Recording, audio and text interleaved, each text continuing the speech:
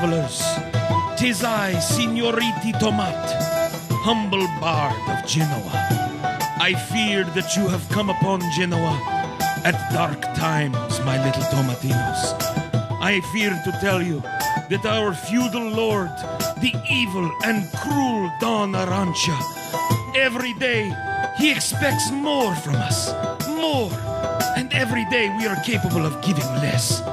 And even worse, many people in Genoa, a once thriving and bustling place, are falling ill with a sickness that none of us understand. You're dead in 2 to 3 days. Corpses choke the streets. Ay, Dios mío. If only they had listened. If only they had listened to me when I played my fife and lute and sang about the bountiful harvest over at the Pessimist Productions Patreon. As you see, they could have been feasting on tons and tons of fortifying, bracing content. Something to keep their bodies from succumbing to the evil disease that God has sent to punish the city of Genoa. Ay, Dios mío. And even more to the point, if they did not want to spend a humble 5 shillings per month for 12 hours of bracing content, then they could have gone to a place where no plague could touch them. No disease could mar their bodies. A place called Los Angeles. That's right.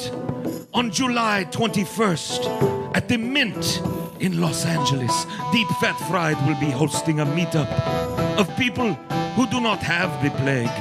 People who will never get the plague. People who will never suffer as my beautiful Genoa has suffered. Ay, Dios mío. What has happened to her? Please, traveler, go from this blighted place. Go directly to the Pessimist Productions Patreon. Join the feast. Go to LA on July 21st. Escape this horrible fate.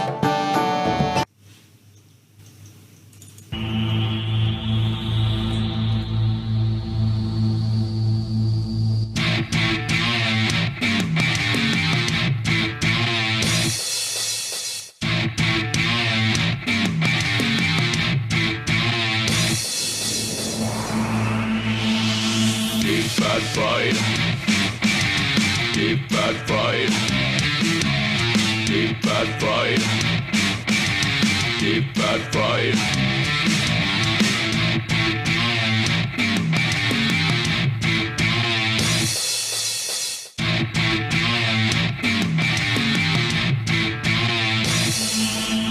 Deep fat fried.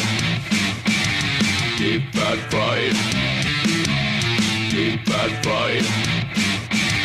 Deep fat fried. Deep fat fried. Deep fat fried. Deep fat fried. Deep fat fried.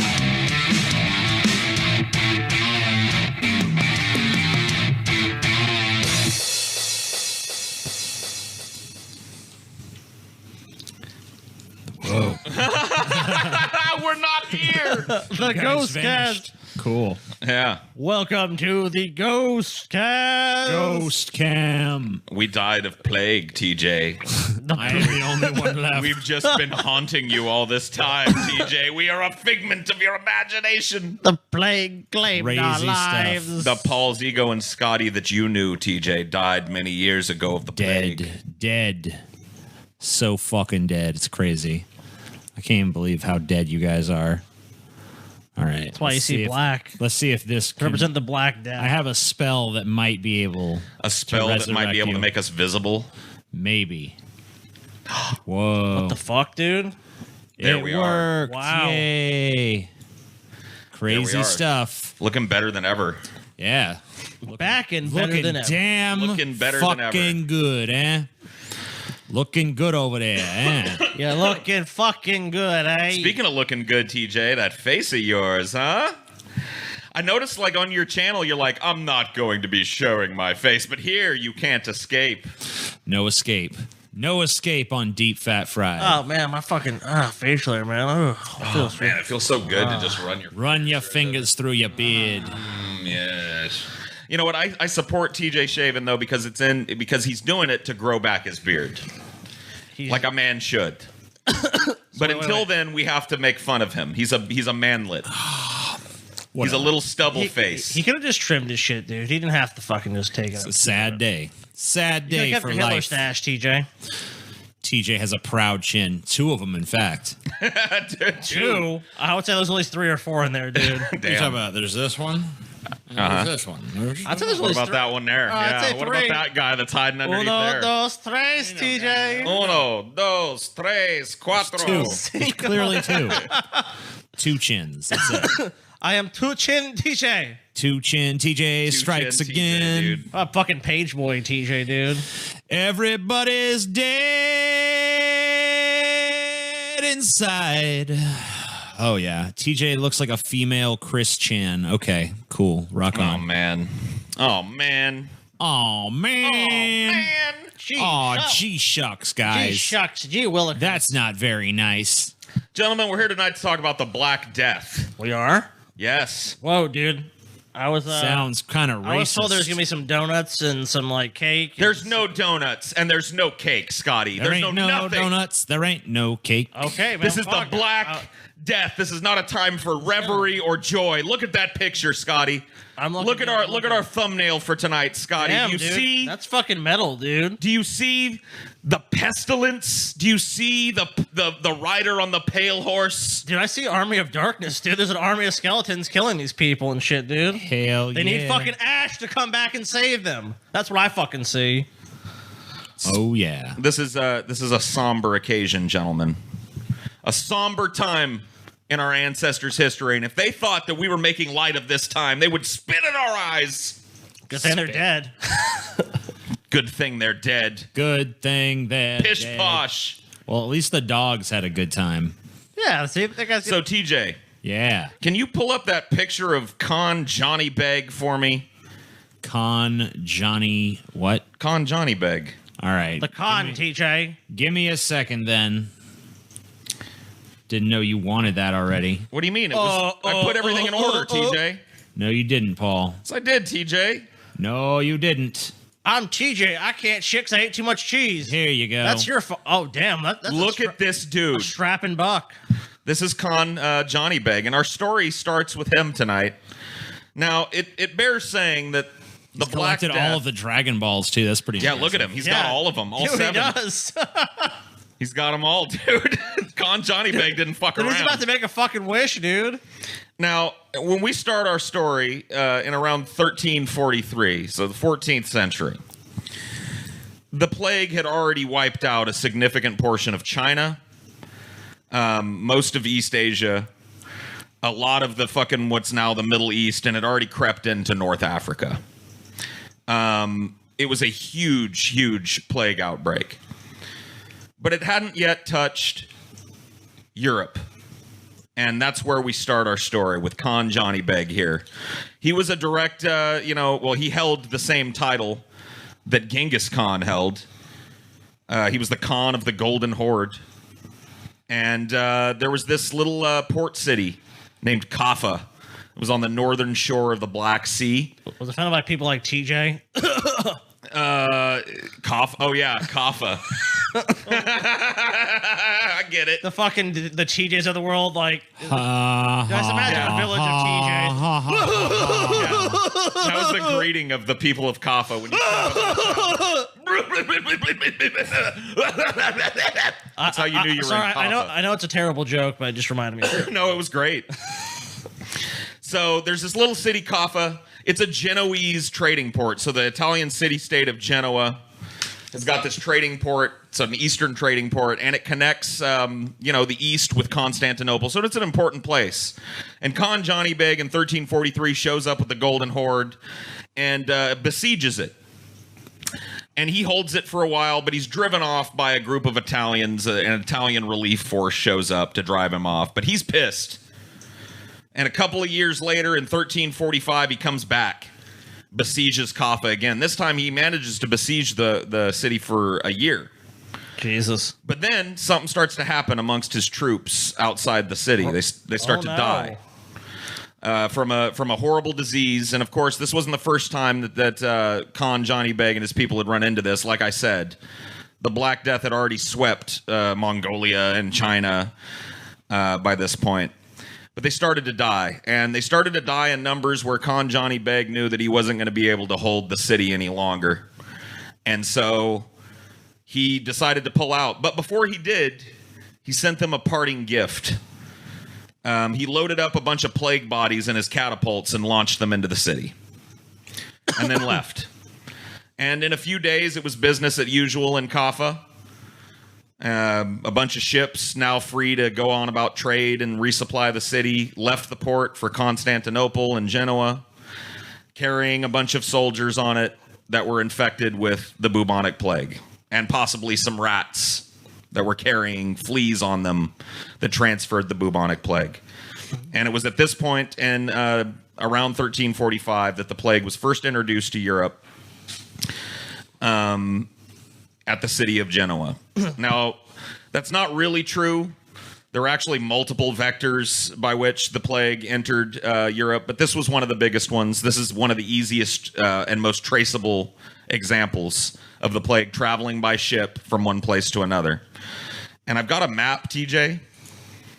Yeah, if you can blow that up. This map's pretty mind-blowing. For those of you that are listening, it's a map of Eurasia, and it's basically covered in red arrows that are trade routes that were also vectors of the spread of this disease. So it started, you see at the top of the Black Sea there's Kaffa. You can see the red arrow going to Constantinople, and then from there, through the trade routes to Genoa, Italy. What is the Black Death? So I guess we could move to that next before we start talking. But you can see it did not take long. The Black Death it really refers to the first outbreak of this, and it was a seven years. It was from 1346 to 1353. And it decimated, well, we'll talk about how many people it decimated a little later, but you can see it spread over land, it spread via the ocean, it spread far and wide, and quickly. So let's talk about a little bit what it is before we go on. This is a plague doctor. If you go back to that one, TJ, that was kind of cool.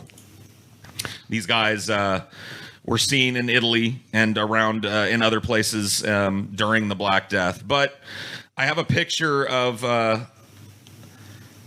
our villain for tonight, Yersinia pestis.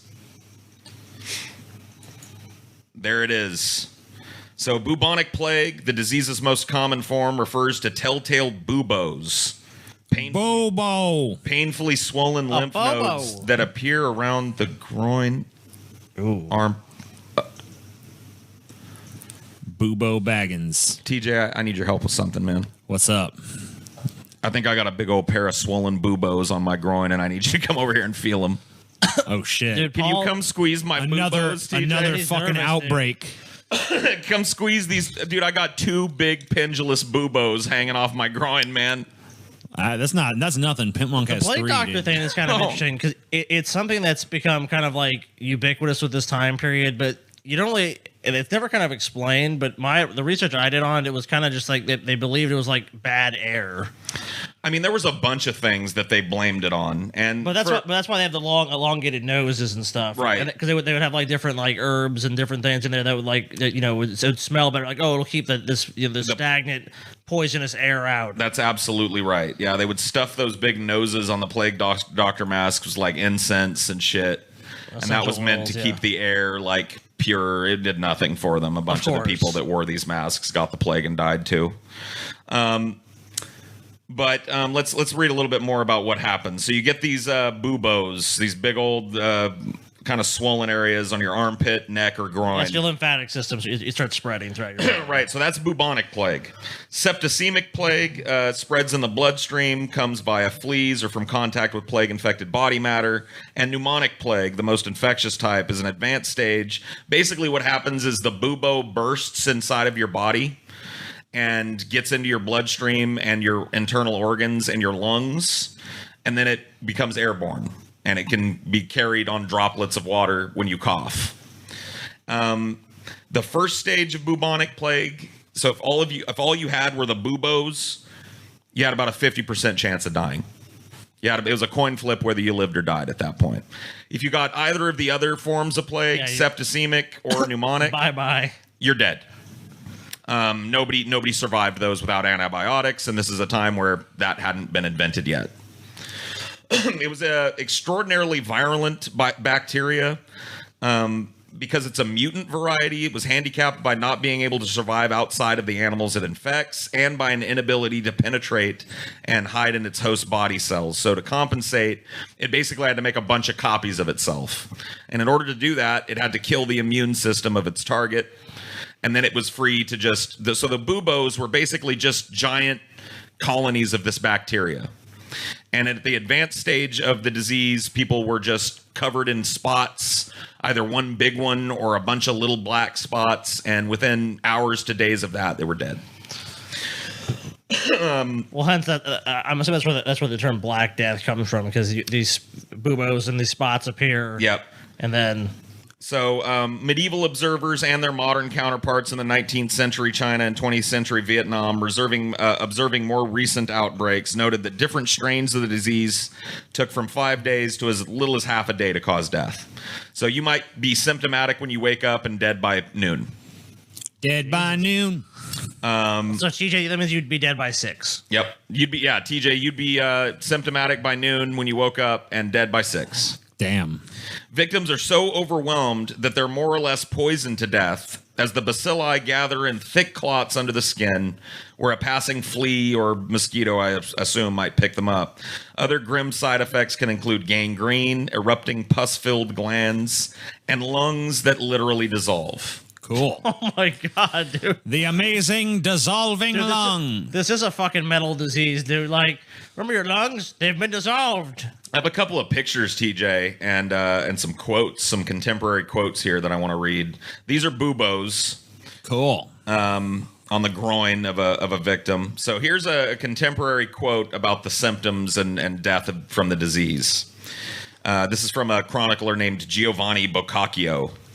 Boccaccio. Boccaccio. Yeah, Boccaccio. Boccaccio.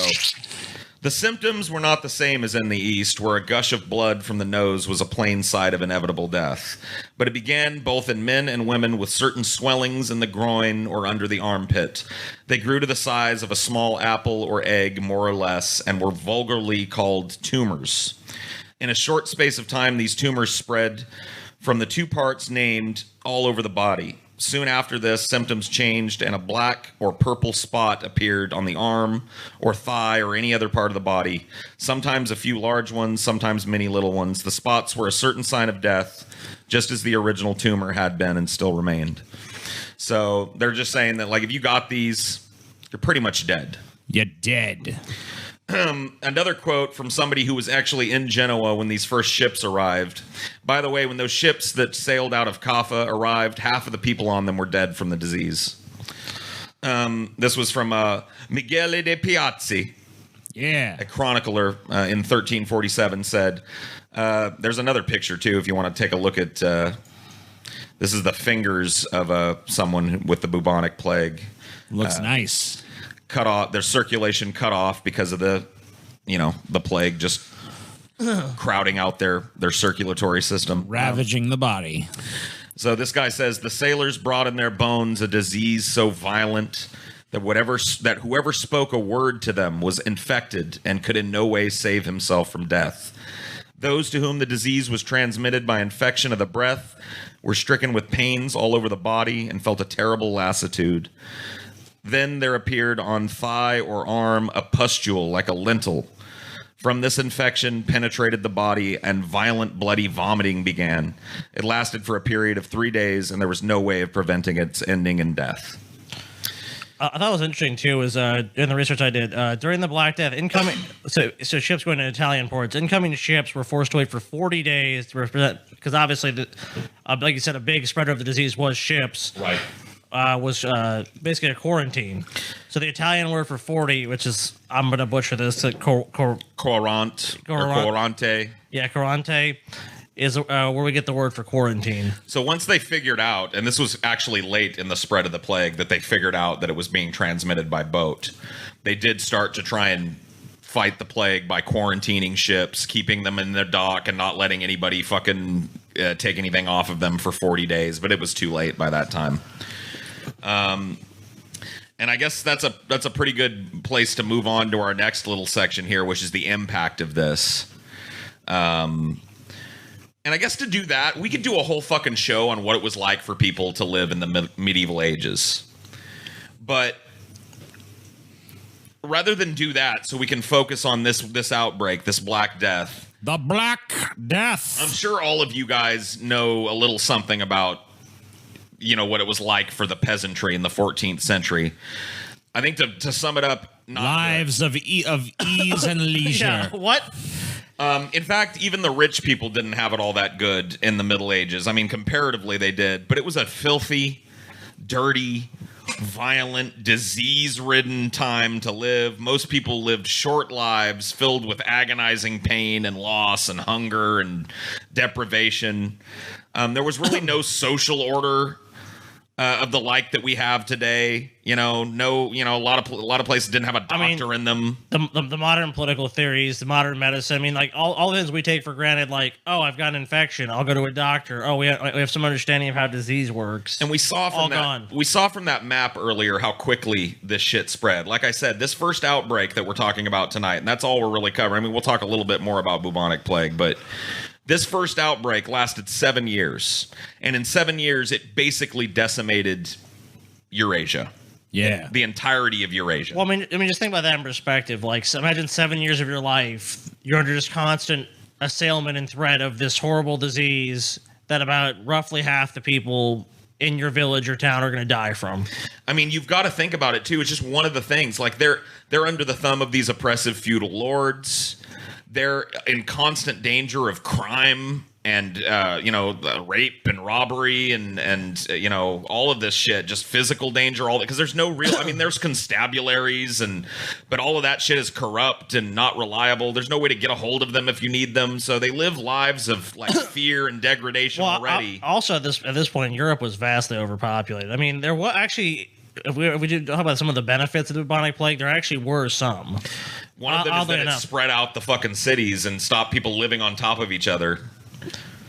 Well, actually, it had a massive economic impact as well, because serfs and people who basically since there's so many people working fields. I mean, at this time, Europe had been was obviously mainly agrarian based, and they had finally reached a point of people were abandoning fields. Most of the premium farmland was being farmed at that point. Yeah, the yields were not high enough. Actually, it just wiped out enough peasants. Where actually the lot for peasants actually got better for a while. Right. It actually led to a lot of reforms later on down the line, because they actually had more power for those workers. Because imagine if you're a feudal lord or whatever, and half your workforce this was is gone. called the Thanos principle. Yeah, well, it's like half your workforce is gone. I mean, even the gentry and the people who are at power, they can't make more people magically appear. Perfectly balanced, as all things should be. So there's a quote from an Italian chronicler, and I want to thank, too, by the way, I wanted to do this at the top of this. I want to thank our friend Galen. He sent me a bunch of references last night, and I got a bunch of these cool quotes from the stuff he sent me. So No, you didn't. It was all shit. TJ. Yeah, whatever. But anyway, this was from an Italian chronicler about 10 years after this outbreak. And he says, all the citizens did, he's talking about a small North Italian town here. All the citizens did little else except to carry dead bodies to be buried. At every church, they dug deep pits down to the water table, and thus those who were poor who died during the night were bundled up quickly and thrown into the pit. In the morning, when a large number of bodies were found in the pit, they took some earth and shoveled it down on top of them, and later others were placed on top of them, and then another layer of earth, just as one makes a lasagna with layers of pasta and cheese. Yeah. So dead body pasta. Love you it. got to understand, already tenuous social order, already people are just under the thumb of oppressive health problems and oppressive regimes everywhere. Life is horrible and short and violent. And then this plague arrives and suddenly everybody's dying.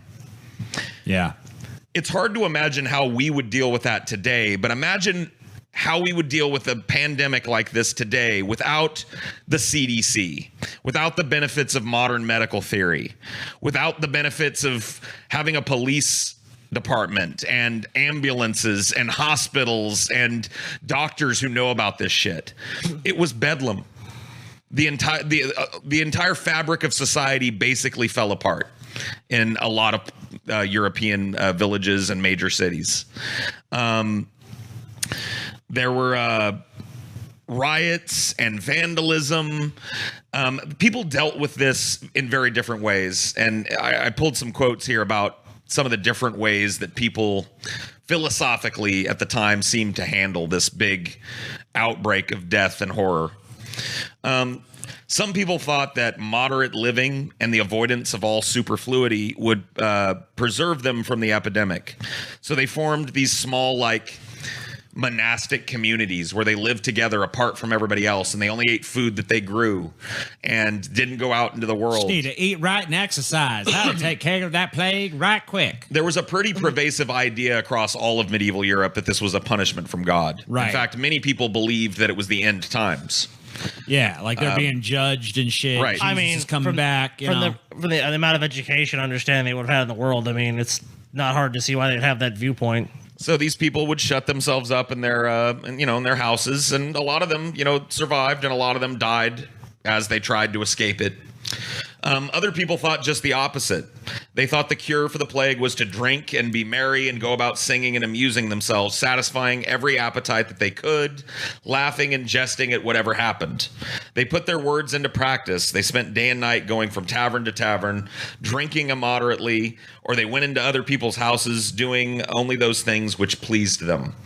So some people were like, eat right, eat healthy, Right. live in monastery, and other people were like, fuck that, hedonism, and just do what you want. Yeah, it's basically the pious. We have to just be in prayer. We have to try to see if God will forgive us. Other people like, fuck that shit, party.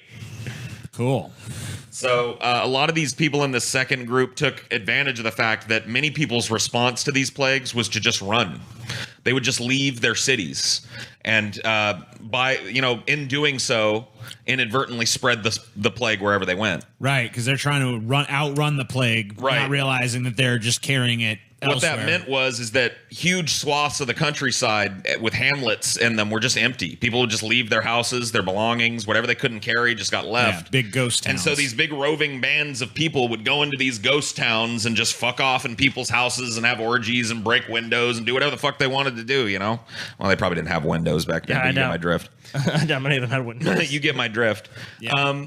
But all of them had one thing in common: they avoided the sick as much as possible, and that was probably the one smart thing that everybody did. Although it created some pretty awful stuff. I got another quote here that said, one citizen avoided another. Hardly any neighbor troubled about others. Relatives never or hardly visited each other. Moreover, such terror was struck into the hearts of men and women by this calamity that brother abandoned brother, and the uncle his nephew, and the sister her brother, and very often the wife her husband. What is even worse and nearly incredible is that fathers and mothers would refuse to see and tend to their children as if they had not been theirs. So if somebody got sick in your family, it was not uncommon during this time for them to just be left in an empty house to die. Get the fuck out. In Milan and other places, people who were infected had their homes forcibly walled up by the citizenry, which would trap them inside to die along with anybody else who lived with them, whether they were sick or healthy. And food would sometimes be passed to those trapped inside using blankets lowered down on ropes through the chimney and shit. But other times the people were just left in the house and starved to death. Yeah, you're dead anyway. So, like I said, the social order, as tenuous as it was in the Middle Ages at this time, evaporated because of Right. this. It just what little they had just totally broke down completely. And yeah. what happens? I'm just gonna ask you, what do you think happens when there's a great calamity like this? Who pops up? Who pops up? Like what? As like Well, capitalists. To blame? Oh, or the- No, to- I'm talking. I'm not. We're not talking about blame yet. We're talking about okay. So the people, the snake oil you salesman talk about this. shows Yeah, up. the people come along and like, oh, I got the cure. I So know how to along cure with the it. outbreak of plague, and there were 6 major outbreaks of plague, and we're only talking about this first one, but all throughout the outbreak of plague, it gave birth to a bunch of quacks, a bunch of snake oil salesmen who all thought, they'd make a quick shilling or two selling a bottle of fucking vinegar to people and telling them it would prevent them from getting this. And there was some pretty incredible quackery. I pulled a couple that I'll read, and then I pulled a whole list we can go through and look at some of the stupid shit that was supposed to prevent you from getting this. One of the things that I found is people would keep these things in their houses called stinks, which was basically just roadkill, an animal that you found that was dead. They'd hang it up in their house, and they believed that it would counteract poisonous air. So it was another thing like the plague doctors. Of course, oftentimes they just brought other disease and pestilence into their house with this, so it was definitely not something that worked. But they called them stinks. Oh yeah, you gotta put up your stinks, Can you imagine? I went over to Jenny's house and she doesn't have any stinks hanging up. The fuck's she thinking? She's trying to get the plague? You got any stinks hanging in your bedroom, TJ? I stink enough on my own. Oh, you're your own stink? Yeah, just find some roadkill. Find like a dead raccoon. Just nail it to your wall. It'll keep you healthy and safe. Keep you safe from the plague. Here's an excerpt from a book called Edward IV's Plague Medicines. Cool. It's from 1480, so about 20 years after this plague. A medicine for the plague. Take an egg that is newly laid and make a hole in either end and blow out all that is within, so you have an empty eggshell. And then lay it to the fire and let it roast till it may be ground into a powder, but do not burn it. Then take a quantity of good treacle and mix it with chives and good ale, and then make the sick drink it for 3 evenings and 3 mornings. So Bam! you Cured. roast up some eggshell. You throw it in some ale with some chives and some treacle, and that'll cure your buboes. Good. It'll cure all your buboes. I mean, the perspective though is people have no idea what's causing this. They don't know why it's happening. And I mean, someone tells you they have a cure. I mean, anyone that's that desperate is gonna. Yeah, we're also frozen. Is it? Cool. Damn, dude. Me and Paul are pretty good at keeping still. Yeah. You guys are like statues. Red light. Green light. Scotty, don't move. The Dudonic plague can't get you if you don't move. Just stay totally still. Stay still, guys. Stay still. So these are 10 crazy cures. Spoiler: none of them worked. So not all of these are going to be contemporary, but these are pretty fucking nuts. Oh, they all work. Some of them are from later outbreaks of the plague. All right. Aromatherapy. So we kind of talked about this before. The idea that balls of perfume or incense could keep away the poisonous air. Oh yeah, it'll keep it right away. Sweet smelling flowers. That's like the pocket full of potions Dude. thing from the rhyme, Yep. you know? Yep. Ashes, we all fall down. Religion. Oh, the flagellants. So, in an even more religious world than today, it comes as no surprise that more people turn to religion. Some people believe that the dreaded disease was a punishment from Gord. And others thought that God was testing them. When the plague spread to the Middle East, Muslims were told to sit back and suck it up because it was God's will. Get out of here, Muslims. It was God's will. Not that the European response was any less extreme. Devout Catholics took to the highways and whipped themselves. So flagellants started around this time. Yeah, like self-flagellation and shit. Like, sorry, God. I'm sorry, Lord. Oh, God. Hey. Oh, God, spank my ass. Ah! Whoosh, whoosh. So yeah, religion, a pretty dumb cure for any medical ailment. Rotten treacle. Treacle, a byproduct of sugar, would often be given to sick patients, as you heard in that earlier one. Unfortunately, it had to be at least 10 years old to be considered effective. The old, smelly, sticky substance was believed to combat not only the horrific effects of the disease, but also to rid the body of it for good. So bullshit. Good. No, Here's some rotten sugar What? juice. Go to the next one, dude. rotten sugar, that'll keep it. Yeah. Live in a sewer. Number 7, live in a sewer. When people figured out that the Black Death was airborne, they began to visit or even live in foul-smelling sewers. It was thought that the sharp stench of rotting human waste would discourage the cleaner but disease-ridden air. Why were they from coming- so convinced that scent was going to repel it. Well, because they could tell, they could puzzle out that it was spreading through the air. Yeah, people were probably coughing, and then someone else. So they near thought, them- But they didn't have any concept of microbiology. Right. So enough perfume, that's what's going to, Right. you know, deal Well, with it. also when someone's dying and there's a lot of rot around, they're probably saying, "Oh, these villages and these places they smell really bad." That's probably why they're not really. They're not. They just thought that the stinks would keep out the bad They're air. not making the right causal links. They're assuming it's rotten air that's causing. And it. really, as you can imagine, the people that did this probably either got the plague or something else. Yeah, I mean in the they're filthy living. conditions. Yeah, they Right. probably got cholera or down something there with else. the rats and all kinds of other horrible Yeah, I mean, you know, that's- nonsense. Generally, living in the sewer is not a good cure for any disease, you know? Yep. It's not usually. Well, But human it was in the dude- Middle Ages, TJ. Dude, human waste is one of the worst things you can be around. I mean, really, from a disease. I mean, they were standpoint. right to separate themselves from other people, but they were wrong in going to the sewers to do it. Yeah, let's go live in a fucking sewer, dude. in the sewer. What's next, CJ? Let leeches. Yep. Leeches. So this is like, and this just wasn't leeches. This was bloodletting in general. Was thought to be, you know, they would yeah, cut and open. this was not just for the bubonic. They used this for a lot. Well, their of stuff. their humors were out of balance, dude. right, and that's an even more ancient idea, going back to like the ancient Greeks and Romans. They believed that the body was made up of a bunch of different humors, which was liquids in the body, and if they got out of balance, you had to drain one. You know, and blood was one of your humors. So they thought that by bloodletting, they were letting the infection out of the bloodstream. You know what I mean? But really, all they were doing was weakening the sick, making them probably more susceptible to the disease that was ravaging their body. Yeah, the last. A blade would be pushed into a vein and blood would be drained into a bowl. Without painkillers, this procedure would have been agony. So they're cutting open your veins, essentially. Mm-hmm. And with sanitation levels leaving much to be desired, gruesome infections were common. So then, of course, you might die of infection. So they would often cut open a vein on your ankle, or you know, Your arm, yeah.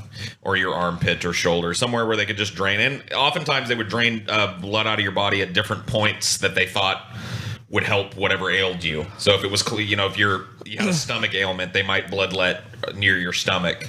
So basically, you had your immune system. Right. And then the meddling that's actually medical science did at the time, you can even call it that. You know, basically the quackery that passed for medical science at the time was usually worse. Yep. And this was a good example of that. Eat a spoonful of crushed emerald. Emeralds? What are you, Sonic the Hedgehog? Stop it. Another edible cure was a powder of crushed chaos emeralds. The precious stones hoarded by Dr. Robotnik would be ground down to a fine powder in a mortar and pestle, and then either mixed with a liquid and drunk like a potion, or mixed with food or in bread and eaten or swallowed on its own like a powder. This would have been terrible to eat, with a taste and texture vaguely resembling that of crushed glass. So yeah, this didn't work either. Shocking. But it's kind of interesting to talk about, though. A lot of the other outbreaks of plague, there was a marked increase in death amongst the poor. Yeah. But this first outbreak, not so much. It affected everybody. Poor people were dying of this shit. Fucking counts and countesses and local noblemen, and I mean, nobody was spared this shit. So this was obviously one of the remedies that some of the higher ups tried, crushing up an emerald and eating it. Yeah, I mean, most peasants probably were not, in the emerald market. Dude, I wonder if Food God's golden wings would cure the buboes, dude. Probably. It is pretty rich. You know, So what else do we got he here? was a good man. What's next on the list? Wash yourself with urine. Yeah, dude. Hell yeah. There's Paul right there, dude. Look at me, look at the skeptical look on my face. It's like, I'm not sure. Thou must bathe. You, dude. Thou Look. must. Yeah, it's Yeah. me and Paul, dude. Yeah, it's you going, forsooth, Paul Zigo, to treat thine buboes, pour this urine upon thyself. And I'm like, Dude, she does your apothecary. fuck that, man. I have freshly prepared it myself. I desire a second opinion.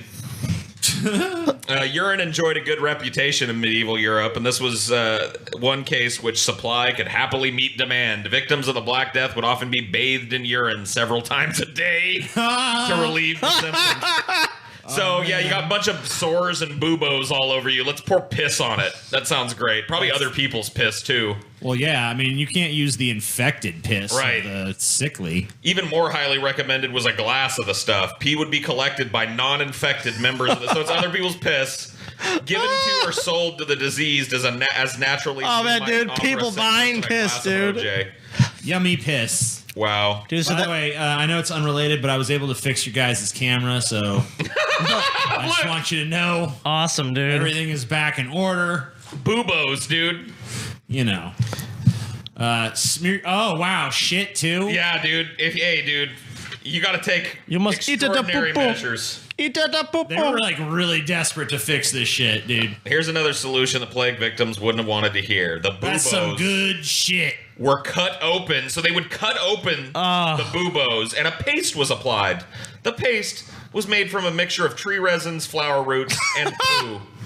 Doctors loved the stuff. Unfortunately for the weak stomach, this smelly paste was pushed inside of their open wounds, which would then be tightly wrapped to keep the disgusting concoction inside, which you can probably imagine led to horrible infections. Oh my god, dude, you were better off just trying to survive it, man. Humanity is dumb. Let me shove shit into your When I wound. saw this, I thought they were just rubbing it on him like with the piss, but no, with the shit, they cut open their bodies and stuffed it inside. Yeah. They cut, not only did they cut open a fucking sore, they shoved tree resin, flower roots, and shit in them. And then seal it up so it's like all these foreign bodies in your body, and you've cut it open so your skin isn't even protecting you anymore. Oh my god. That'll be 18 shillings. Rub your wounds with a live chicken. Just like Yahoo Answers, the Middle Ages had plenty of crazy people offering up insane advice. You don't say. Far and away, one of the most bizarre was the Vickery method, named after Thomas Vickery, an English doctor who invented the technique. People would shave a hen's butt and strap it to their swollen lymph nodes while the chicken was still alive. Then when the chicken got sick, they would wash it and repeat the process until only the chicken or the victim was healthy.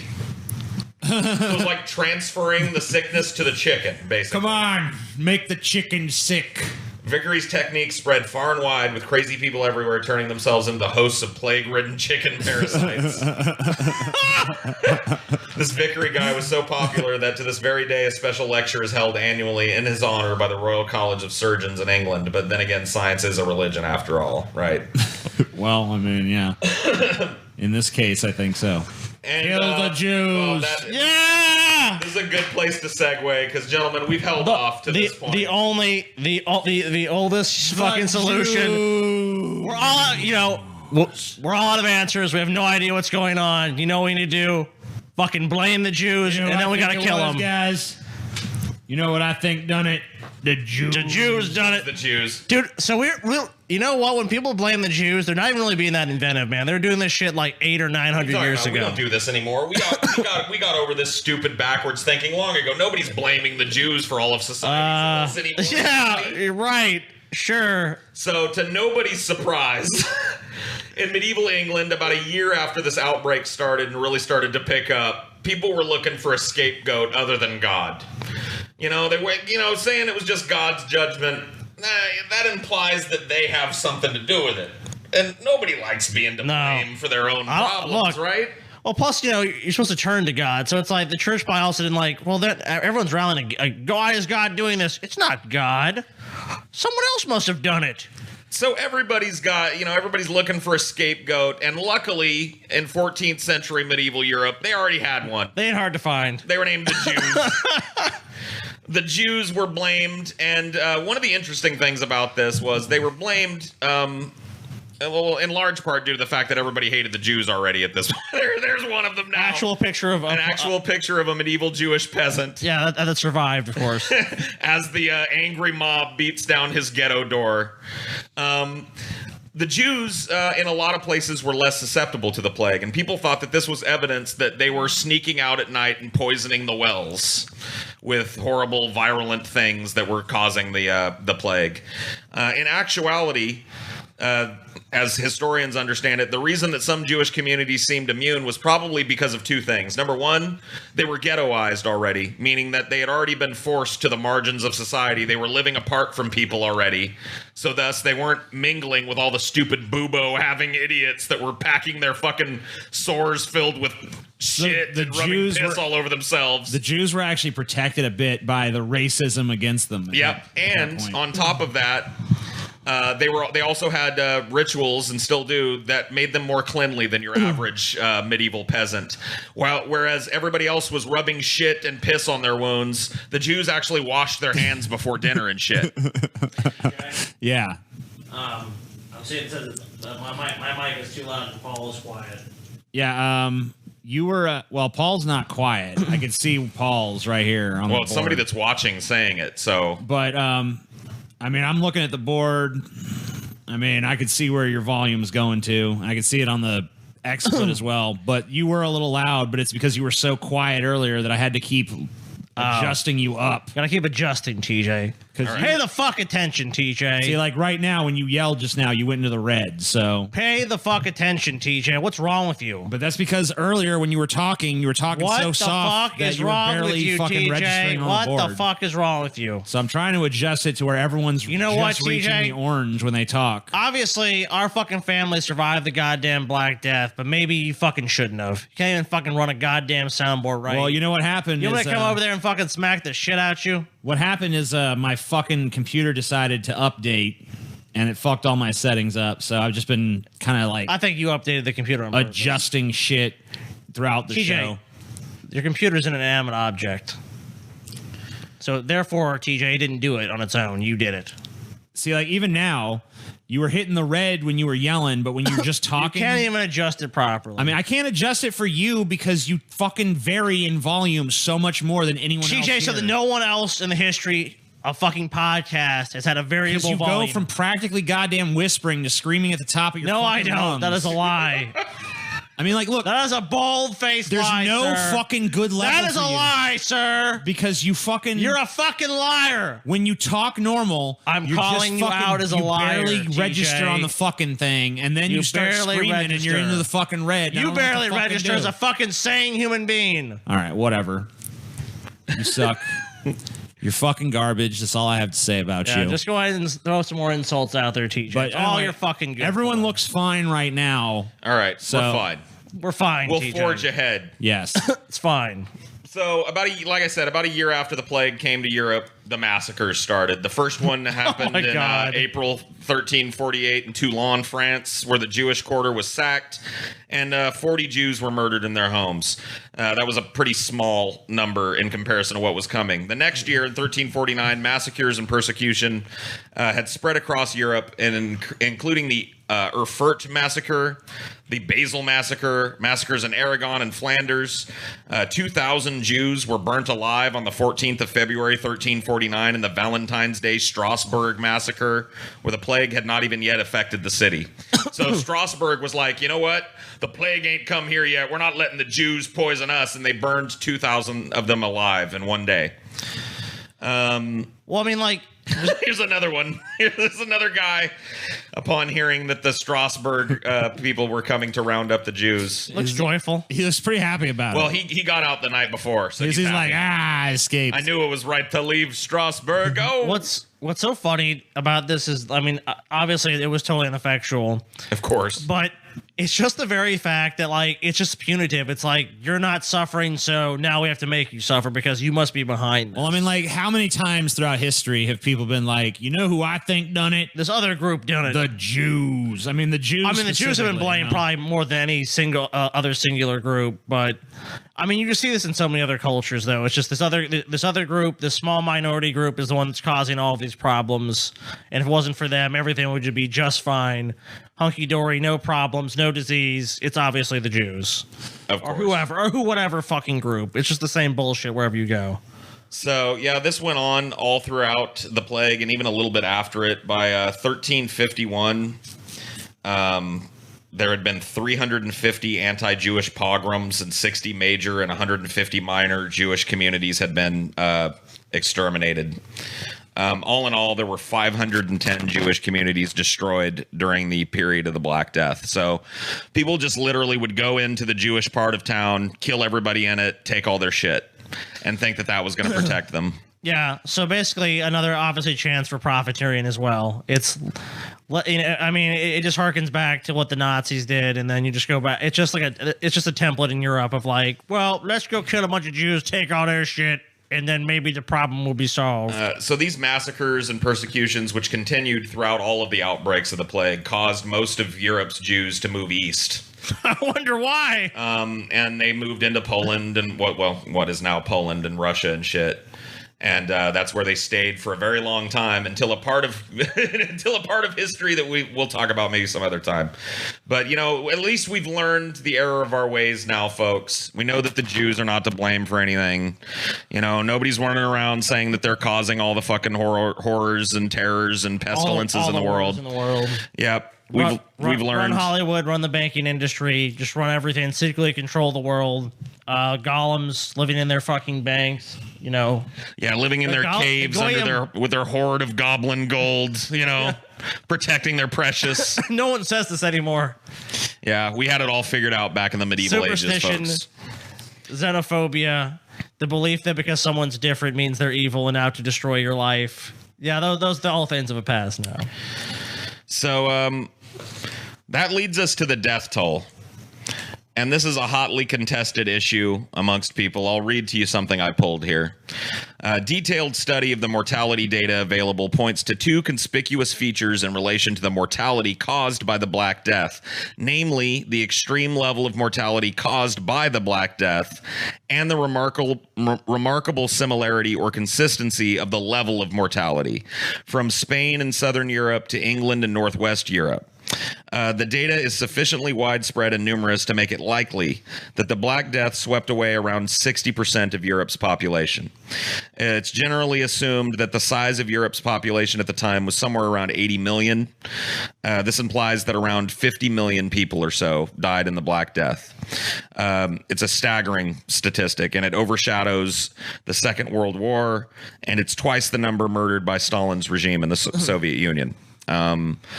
As a proportion of the population that lost their lives, the Black Death caused absolutely unrivaled mortality. And still to this day, even with the big flu outbreaks and stuff, this initial outbreak of the Black Death, as it existed in Europe and Asia and the Middle East and North Africa at the time, is still the single most destructive outbreak. It actually took Europe 3 centuries. It wasn't until the 17th century they actually surpassed the population pre the bubonic plague. And a lot of that was because it kept coming back. Like I said, over the next couple, 180 years or so, the plague came back another 5 times, and not ever this big. But it came back and just decimated whole village. So it just, this went on and on and on generationally. Well, you can actually look at, it changed the human genome and DNA. There's actually markers you can look that when they study people's DNA that they can look at. I forget what it's called, but I was reading about it, how they can actually go back and look when your ancestry, the mutation, like pre and post mutation. Yep. That enabled that there was a mutation that enabled some people to actually survive when they would either get it or encounter the bubonic plague. Yep. So, if you can just imagine, and a lot of people contest those numbers. Sure. They say that 60% is a little high. They say some people say it's as low as 30%. The truth probably lies somewhere in between the extremes. It was probably somewhere around half the people in there wasn't modern record keeping, so no one really knows how many people died. But I think it wiped out 100%. It was so devastating. Well, clearly it didn't. It's so devastating that people know about it to this day. Like, this isn't some information or some disease you have to go looking for. Like, you're gonna hear about this in your life. Like, I heard about it when I was a kid. Like, it's this thing that happened in Europe and a bunch of people died, and it's kind of crazy. And it's like, well, I didn't really know much about the actual the details of the disease before this episode, but I still was aware of it. It still has a cultural impact even to this day. Yep. So that's our look kind of at the basics of the Black Death. We got a little bit more to cover. One of the things that was widely believed, and still to this day is still widely believed, to be responsible for the Black Death is rats. Rats, specifically black rats. You even have modern rock bands like Ghost, right, spreading what may be heresy, but maybe actually not even be the true cause of the bubonic plague. rats. Or basically the mechanism which spread the bubonic plague. Right. To be more So, precise. and it's still, believed by a lot of scientists that rats are to blame for this. Not necessarily the rats, but the fleas that feed on rats that travel everywhere rats Well, go. I'm sure they made the argument that the rats were on ships, and that obviously there was trade throughout these urban centers, and Right. then the disease would just spread when the fleas would go and jump off other people and bite people. Then they would start spreading the disease, and so on and so forth. But as I was looking into this, I found a very recent study that was published that calls into question rats' culpability at all in the Black Plague. Says it was caused by humans, not rats. Scandal. Scandal, heresy. So computer modeling reveals human fleas and bodily lice are most likely the vector of devastating first outbreak of the plague. Cool. So for centuries, black rats have borne the brunt of the blame for the spread of the Black Death, which killed 25 million I just people. posted something on my Twitter, I don't know, yesterday or the day before about how rats cause the plague, and then you fucking do this research and make my tweet fucking look God, stupid. you fucking stupid. And that tweet is TJ. aged horribly, TJ. Ugh, aged horribly. So they have a lower estimate here. It says 25 million people across. Well, that's just Europe. They're not even taking Asia into account there. So 25 million people in Europe during the first deadly pandemic in the mid 14th century. The plague was thought to have been largely transmitted by infected fleas living on rats, which would then bite humans. In total, it's thought that the disease killed between 75 and 200 million people. But has Rattus rattus been unfairly accused of transferring the deadly bacteria? Rattus Rattus von Splatus. That's got to be the best, Latin species name ever, right? Rattus. Yeah. It's way better than us. We got Homo sapiens. That sucks. Homo sapien. Okay. Okay. Yeah. Go ahead. Computer modeling carried out by a research team from the universities of Oslo and Ferrara suggests that the first outbreak may not have been drawn down to the rats, but instead can be largely ascribed to human fleas and bodily lice. Using mortality data from the 9 outbreaks of the plague in Europe between the 14th and 19th centuries, so there were 9. I've been saying there were 6. There were actually 9 in total. Yeah. Stupid. Stupid ass Paul. The researchers Do plotted. your research better, you fat fucking retard. The researchers plotted how the disease would have likely spread by different means. 7 out of the 9 models indicated that transmission by human fleas and lice was the most likely cause of the disease's spread when compared to transfer by rat fleas or airborne transmission. So, we won't read the whole fucking thing, but rats were not to blame. some information saying that our friend the rat, the humble rat that has only hoped to clean up our messes and eat our crumbs and keep our houses tidy and neat. That's the function of rats in our society. Long they've been seen as vectors of the plague, called plague rats even. Yeah, that's plague true. rats, Scotty. Blamed. Referred to as plague rats. How would you feel if rats called us plague humans? I feel bad. I'd be offended. Feel bad, dude. And do you know? I'd be shocked and did you offended. know that rats themselves can also get bubonic plague? That's right. Wow. They die just like we do. They suffer just like we do. They were our brothers in this outbreak, and we blamed them. Wow. We blamed them. The massacre that happened of the Jews in response to this was misplaced, and it was horrible. Think of the amount of rats chased out of their homes, beheaded, exterminated in mass over Every this for year. nothing. What Still to this day. To this day, the genocide of rats has not been really covered. It's one of those things that the media ignores. Always blathering on about ignore. the human Holocaust. What about the rat I Holocaust? mean, TJ, didn't you actually participate in this? Didn't you pay someone to come to this house and poison rats? I did. Because I was afraid of getting the bubonic plague. You know what, but now I TJ? realize my ignorance. You're not fucking part of the fucking solution, TJ. You're part of the problem. Maybe. There's no dude. maybe about it, bitch. Bitch. So here's 10 things you didn't know about the plague, and some of them is stuff we've talked about. I knew that now. The Black Death did not eradicate a third of the world's population. Open almost any textbook on Western civilization, it'll claim the Black Death felled 1/3 of Europe's population. In fact, in some places, such as a village on an estate in Cambridgeshire, manorial rolls attest that 70% of its tenants died in a matter of months in 1349.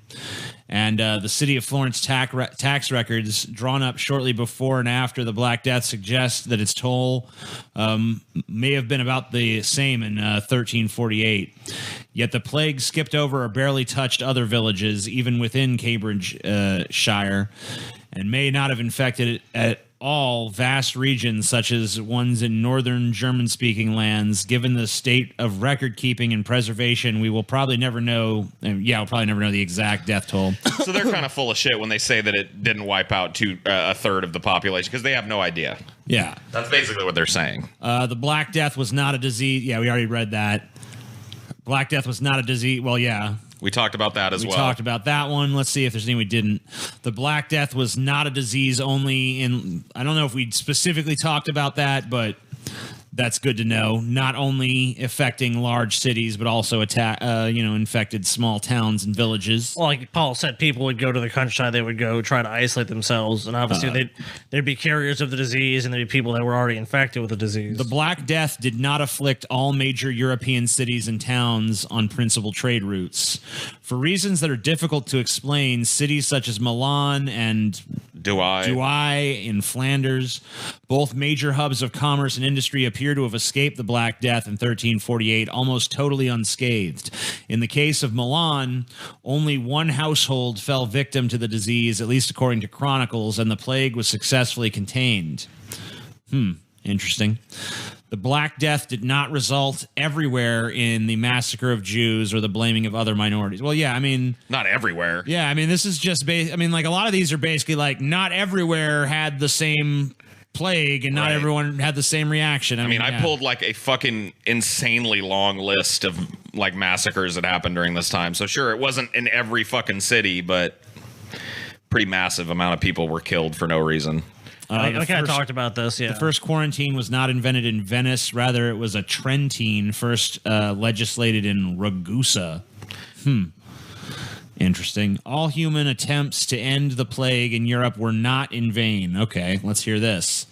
Cities that managed to keep plague beyond their borders were those that devised and implemented quarantine, border controls at city gates, harbors, and mountain pass. Okay, so quarantine works, obviously. Yep. Better than rubbing shit in your fucking open wounds, that's for sure. Shocking. Despite the thousands who sacrificed their lives assisting spiritually or physically the afflicted during the Black Death, the church awarded none of them with blessed or saintly statuses. Well, yeah, they were dirty. Yeah, nasty. They might have buboes. We don't want any buboes in the fucking sainthood. The Black Death traveled 30 to 100 times faster over land than the bubonic plague of the 20th century. So yeah, the Black Death is not exactly the same as it is now. I mean, yeah, there's been evolution. This outbreak of it was just unprecedented and killed quicker and traveled quicker than any other version of it that we've been able to study. But yeah, it traveled insanely fast over land. Just a crazy fucking disease, dude. Almost ended us. It was almost the end. This is the end, beautiful friend, the end. You can flick through a few more of those pictures if you want, man. There's some really cool Paul, you don't need the nukes to end it all. Maybe you just need a disease. Yeah, So bring on the Black Death. I do have some pictures. This is, I think this is one of the Jew killings. No, this is just a representation of the war and famine and bullshit that followed. You know, like it shows a little bit of everything. You got the rider on the pale horse. His name is Death. You've got the war and famine in the background. You got the piles of bodies, the wrapped bodies of plague victims, people dying, horses dying. You know what I see, though, standing firm, though? See that church, dude. Yeah, the church. Everything else is falling to calamity, but the church, The church members. they're standing strong still. Interesting. I don't know what they're feeding this guy, but it's probably donkey shit or something. Piss, probably. Eat your trickle. Eat your treacle. Yeah, we already saw that guy. There's this dude getting eaten by dogs. Now, this one I actually looked up, and it's actually not a plague victim. This is a biblical painting from Revelation when it talks about the biblical plague. And the dog, you know what I mean. But a lot of this came out of the same time as the plague happened, and is thought to be referential to that. But this is actually referencing. It's not meant to depict. It's not a bubonic plague victim. But it was painted around the time that the bubonic plague was a little after. You know, okay, so yeah, so probably inspired by it. Yep. We already talked about the plague doctors who have an awesome costume.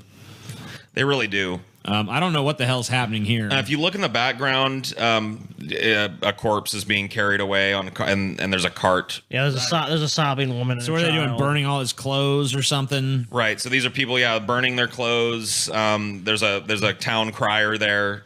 This is probably an evacuation scene. You can see the mother and the children sitting on what looks like a travel trunk. Yeah. So they're like, we gotta get the fuck up out of here. Yeah. So these are people. This is the city is dying. People are leaving it en masse.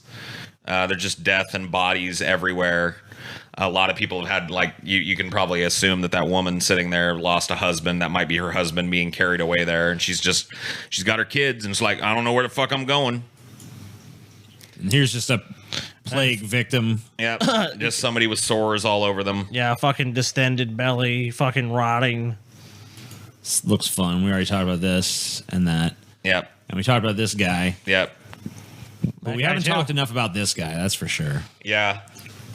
I'll just see what's left over in the stores here. See if we want to talk about anything else. Here's a plague map.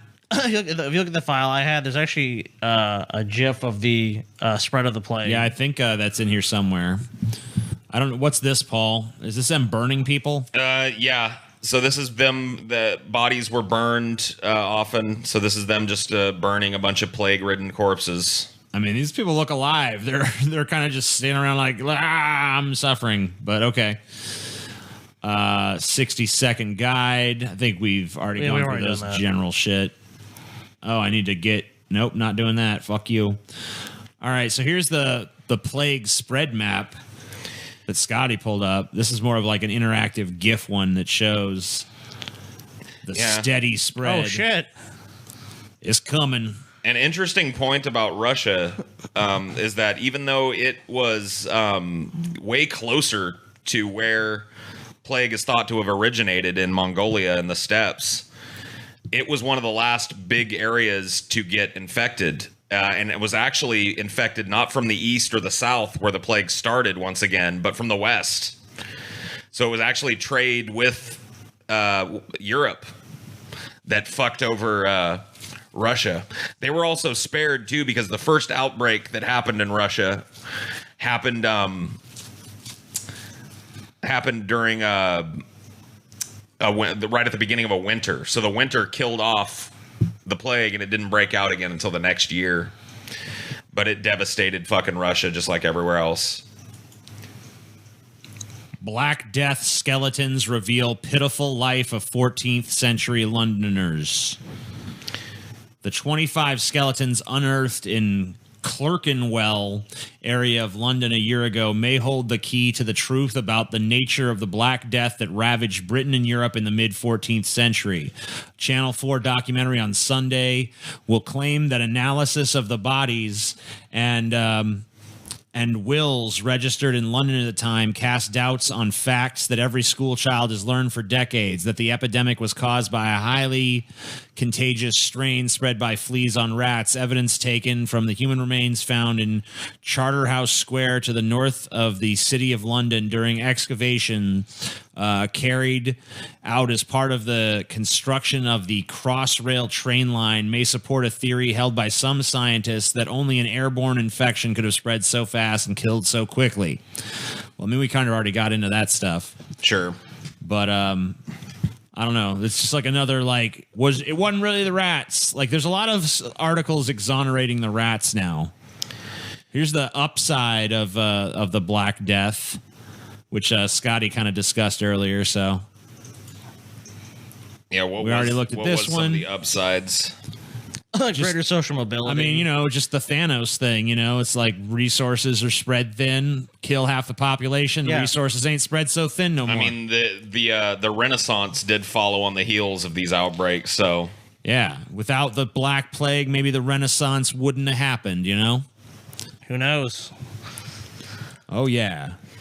It's just an interesting pivotal event, and obviously there were upsides. I mean, think about this: you're in competition for a very limited area of land, then suddenly, if you survive, or your family survives, or you're born, you have a huge advantage because all these other people who are competing for all these same resources, all these same jobs, the demand, the cost of labor being what it was, it suddenly goes from that to they need laborers, they need people. So Right, now you've got the upper hand. yeah. Now you have bargaining power. I mean, obviously, of course, that population eventually built back up in some areas. Some areas weren't as affected, so that wasn't the case. But it did lead to a lot of social mobility, at least for a time period after the plague, and I mean after the major outbreaks. It's just interesting to think about, because if you've got any kind of European ancestry or Asian ancestry or Middle Eastern ancestry or North African ancestry, your ancestors that were alive during this time, like, think about the craziness that they lived through. Some of them might even have gotten the buboes and just won the fucking coin flip.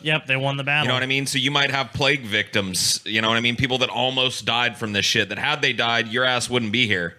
And think about how lucky you are. 50% of humanity might have died during this, according to some estimates. Maybe even more. Upwards of 60% of all human beings and all, there were some areas that weren't touched by this, obviously, primitive societies and shit. But we're talking about, like, the vast majority of human beings on the society gone. Half of them just gone. How lucky are you to be lazing around eating fucking glazed donuts and shit? Hell yeah, motherfucker. You had some pretty badass relatives, dude. No matter who you are and how fat and lazy and worthless you are to society, dude, you had some hard scrabble ass relatives, dude. Maybe they were just in Milan where it didn't even fuck with nobody. Doubtful. Even if some of your relatives came from Milan, you probably had others in other places that were ravaged by this shit. Nobody was untouched by this. Yeah, it's probably not a family line that doesn't have some plague in it somewhere. No, anyway, definitely not. That's the Black Death. Obviously, more could be said, but I think that's a nice little general overview. So, for some reason, the chat is arguing about how to pronounce GIF or GIF, depending on whatever. For some reason, they're it is in a question battle. that plagues. Dude, let me just end this for them right now. The answer is you're all retarded. Yes, that's the answer. All right, thank you guys for tuning in. We will see you Wednesday with Patreon. Flash Fried. Check out the Patreon. Come see us in LA. Come do shit. Do shit. Do Check out cocaine. all the do links. drugs. Do everything. All the links down below. But guess Check 'em what? out. Don't Check get 'em the out. Black Death. Don't touch it. Don't touch do it. Don't do it. Listen to White Guilt. Stay away from Don't the do rats. The rats done it. Yeah.